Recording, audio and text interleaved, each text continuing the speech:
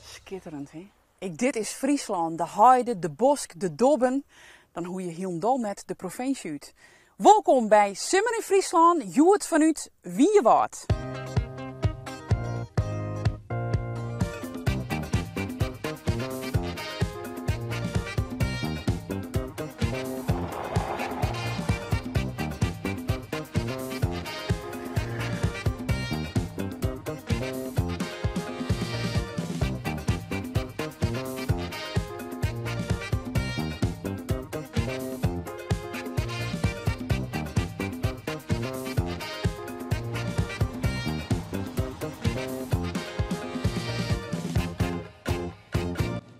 Goeie, dit is mijn gastheer voor Joert. Dirk, je kunt me meer vertellen over Wierwoud. Ja.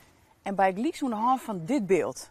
Dit beeld is in opdracht maken van het dorp, door het plaatselijke kunstenaar, om ons plein hier, dat we voor een hier wat online gaan, compleet maken zien. En wat symboliseert dit beeld? Dit symboliseert de inwoners van het dorp die het dorp op handen dragen. Dat is echt wel de mentaliteit. En dat is de mentaliteit van ons dorp. Zo binnen meesten. En ja. Aanpakken. Aanpakken, ja. Dus een grote meerskipzin? Ja, ja. Als er wat gebeuren moet. En ja, in alle gevallen hij wil een actief verenigingsleven. Het is voor mij het ideale dorp. Waarom? Ja.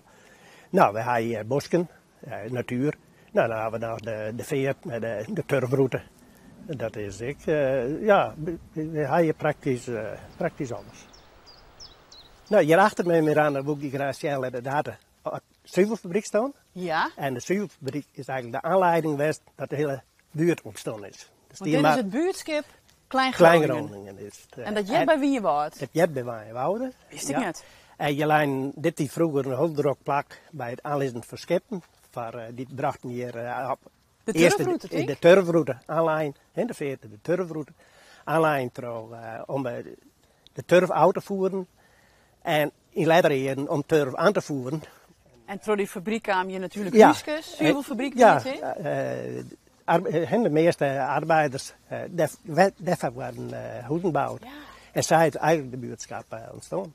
Nadat de fabriek voortgang is hier helemaal opgeknapt. En ja, het helpen ten goede van mijn wouden. Nou, we zijn hier op Duurswaarderheide, Miranda. Een van de mooiste plekjes van Friesland vind ik eigenlijk. En ik van het dorp. En dat is vroeger een heel grote uitgestrektheid. Maar het is in de loop der jaren wat bos kan planten. En daar ben ik ontgonnen. Want in de 60 jaren weer nog wat behoefte aan landbouwgrond. Ja. En nou ja, de ruimte eigenlijk een beetje voortgang. Maar dit is ook de reden dat jou hier graag woont, Wierwoud. Jazeker. Ja, je bent ermee opgegroeid. En ik vind het hier prachtig wijn. En ik zou nooit meer overslaan. Dank u wel dat je me dit zin laten horen. Ja, graag gedaan. Ja. En Arjen Bosselaar die doekt de dorpsstuur in op zoek naar het geheim van de mini-komkommer. De mini-komkommer. Ja, je probeert dus wat en je hebt een beetje een idee. En soms denk je van, oh, ik wil wel augurken. En dan je koopt ze altijd in de pot in de winkel. En dan denk je van, nou, laat ik dat eens even zelf proberen. Hij groeit gewoon heel goed, geeft overvloedig en je kan het lekker uitdelen. Als ik hier aan het werk ben, zijn jongens een beetje en dan wat schoffelen en zien hoe mijn plantjes groeien en wat kennen, wat ik maak. Dat helpt mijn kop helemaal leeg dan.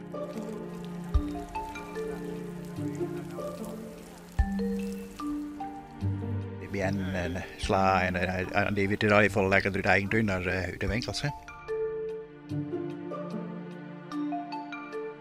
Hierpels is hier net geskikt, maar oren, soort dingen, bieten, sla, ondievi, noem maar op, alles kun je eigenlijk zo een beetje verbouwen.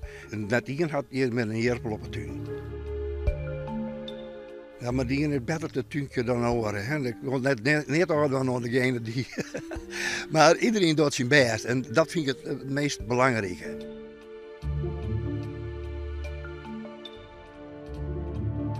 Weet je, het is op zich niet zo ingewikkeld, maar het is wel gewoon werk. In het begin moet je even goed water geven dat hij goed pakt en daarna gaat hij lekker rustig door.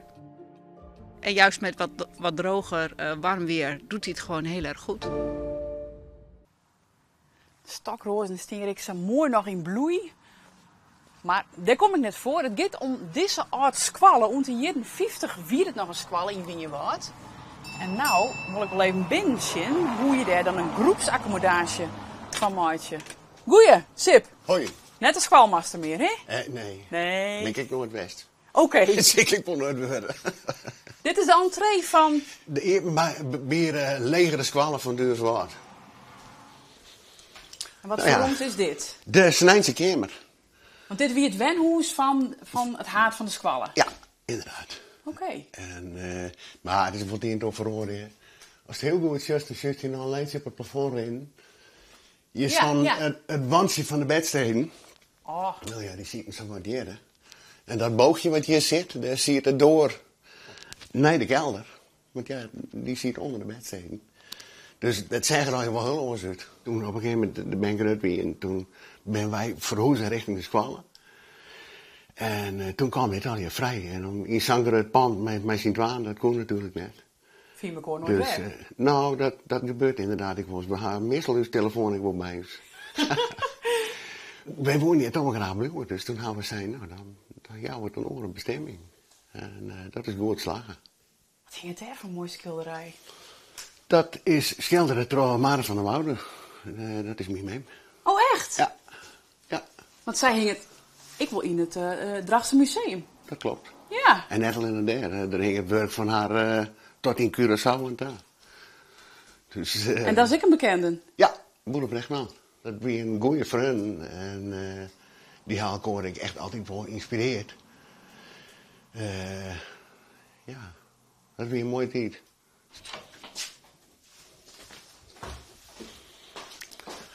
Nou, hier van de 12 lokalen. Dit is echt het lokaal van je tijd. Ja. Met de les kregen. Ja, maar ik werd heel wat verloren. Hè. We hadden vliegen, hadden een zakje laten. En de verdieping is erin kwam. Dat was in de tijd van de winkel. Want je hebt hier een winkel gehad. Ja, een antiekzaak. Zo'n 20 jaar lang. Dus, nou ja, daar steen ik 3 bedden en een badkamer. Dat kan al je krijgen. Wat bijzonder dat je hier dan zo'n nachtje kennen, ik, hè? Ja. Of hoe nachtje, je keer maar de hele familie keer je wel te plak. Ja, we nemen dit het muzieklokaal, met name omdat de piano hier staat. Oh ja. We hebben maar zeker regelmatig koren en dat soort groepen, die kun je repeteren.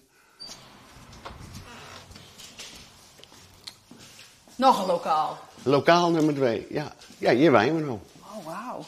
En is dat van jou, dat werk? Ja, ik had het 3 weer wat oppakt. Sinds kwart mijn harde stil. Ik ben ooit begonnen op deze manier. Die ga ik al maken in 79. Nou, dit is een paar dagen oud. Dus je doet van alles. Ja, inderdaad. En hoe is het om in zo'n oud squalgebouw te wonen? Wat heeft dat voor toegevoegde waarde voor jou? Ja, nou ja, om te beginnen de vrijheid natuurlijk.